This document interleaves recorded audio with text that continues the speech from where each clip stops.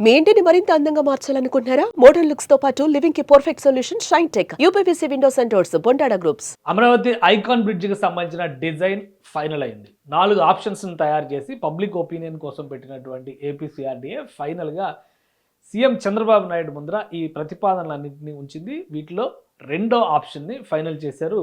AP CM Chandrababu Naidu కూడా ఈ డిజైన్‌కి సంబంధించినటువంటి నిర్ణయం. ఇది జరిగినటువంటి మీటింగ్‌లో ఈ 4 ఆప్షన్స్‌కి సంబంధించినటువంటి దృశ్యాలు మనం చూస్తున్నాం. అలానే ఇక్కడ అమరావతిలో తీసుకున్నటువంటి ఆప్షన్, రెండో ఆప్షన్గా పెట్టినటువంటి ఈ డిజైన్ని ఫైనల్గా ఎక్కువ మంది ప్రజలు, ముఖ్యంగా 14,000 మంది ఓటింగ్ వేశారు.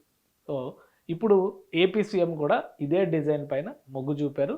సో ఎక్కువ మంది ప్రజలు ఎన్నుకున్న డిజైన్నే ఈ నిర్మాణానికి ఉపయోగించాలని చెప్పని సీఎం సూచించారు. అందులో భాగంగానే ఇది ఏపీసీఆర్డీఏ పెట్టినటువంటి యాక్చువల్గా డిజైన్లు ఓటింగ్ కోసం పెట్టినవైతే ఇవన్నీ వస్తాయి. మీ అమరావతి బ్రిడ్జ్ని మీరే ఎంచుకోండి అని చెప్పని ఈ 4 options, option 1, option 2, option 3, option 4 ఈ 4 ఆప్షన్స్ పెట్టి సో 14,000 మంది ఈ డిజైన్నే ఎంచుకున్నారు. ఈ ఓటింగ్ని దృష్టిలో పెట్టుకొని సీఎం చంద్రబాబు నాయుడు గారు కూడా ఈ రెండవ డిజైన్కే ఇవన్నీ కూడా కూచిపూడి నృత్యం, ఆంధ్రప్రదేశ్లో ఒక సాంస్కృతిక నృత్య సంప్రదాయంగా చెప్పేటువంటి కూచిపూడి భంగిమల ఆధారంగానే ఈ డిజైన్లన్నింటినీ కూడా రూపొందించారు. సో వాటికి సంబంధించినటువంటి చిత్రాలను కూడా ప్రదర్శించారు. ఇది కూచిపూడికి సంబంధించినటువంటి ఈ ముద్రని దృష్టిలో పెట్టుకొని స్వస్తిక ముద్ర అంటారు దీన్ని. సో ఆ ముద్రని దృష్టిలో పెట్టుకొని ఎరుపు తెలుపు రంగుల్లో దీన్ని డిజైన్ చేశారు.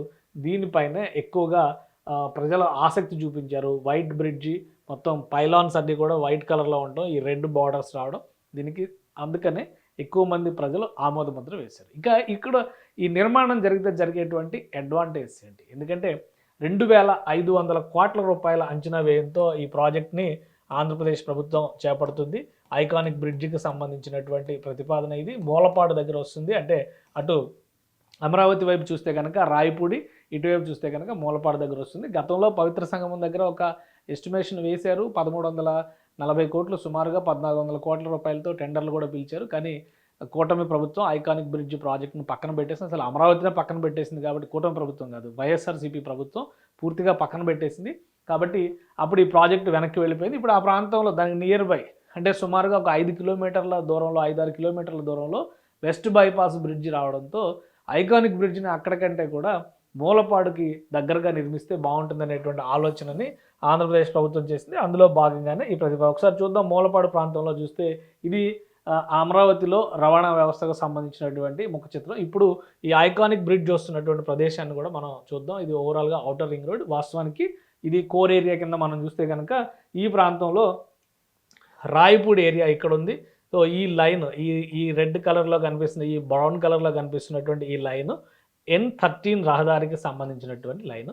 దీనికే అమరావతి అనంతపురం ఎక్స్ప్రెస్ వేని కూడా ఇక్కడ అనుసంధానించాలనేటువంటి ప్రణాళిక ఉంది. ఇది అమరావతి ఇన్నర్ రింగ్ రోడ్డుకి సంబంధించినటువంటి మ్యాప్. అంటే ఇన్నర్ రింగ్ రోడ్డు నుంచి కనెక్ట్ అయ్యేటువంటి వాళ్ళు, అమరావతి ఎక్స్ప్రెస్ వే ద్వారా వచ్చిన వాళ్ళు కూడా నేరుగా N13 రహదారి ద్వారా ఇక్కడికి వస్తే కనుక ఇది గవర్నమెంట్ కాంప్లెక్స్ ఏరియా వస్తుంది. అంతా కూడా గవర్నమెంట్ సిటీ అవుతుంది. సో ఇక్కడి నుంచి ఇటువైపు మూలపాడు వస్తుంది.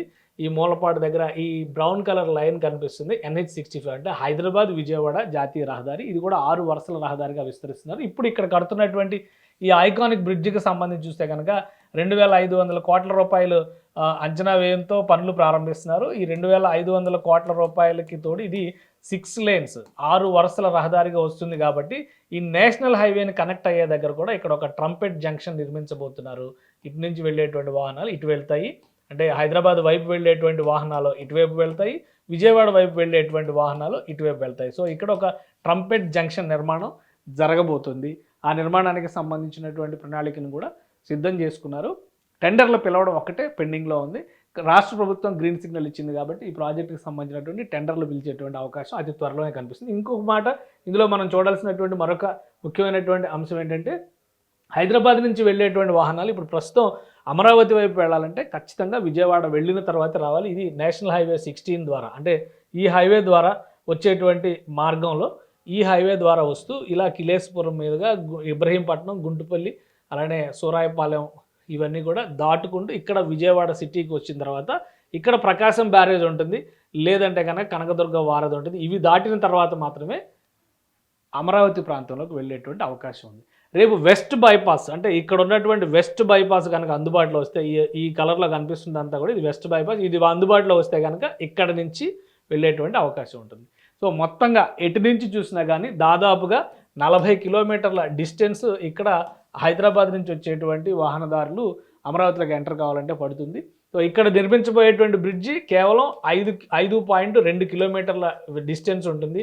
ఈ 5.2 కిలోమీటర్ల డిస్టెన్స్ తీసేస్తే కనుక సుమారుగా 35 కిలోమీటర్ల డిస్టెన్స్ హైదరాబాద్ నుంచి వచ్చేటువంటి వాహనదారులకు తగ్గుతుంది. నేరుగా అమరావతిలో ల్యాండ్ అయ్యేటువంటి అవకాశం ఉంటుంది ఈ బ్రిడ్జి కనుక రెడీ అయితే. సో ఐకానిక్ బ్రిడ్జి ట్రాన్స్పోర్ట్ పరంగా చాలా కీలకమైనటువంటి మార్గం అవుతుంది.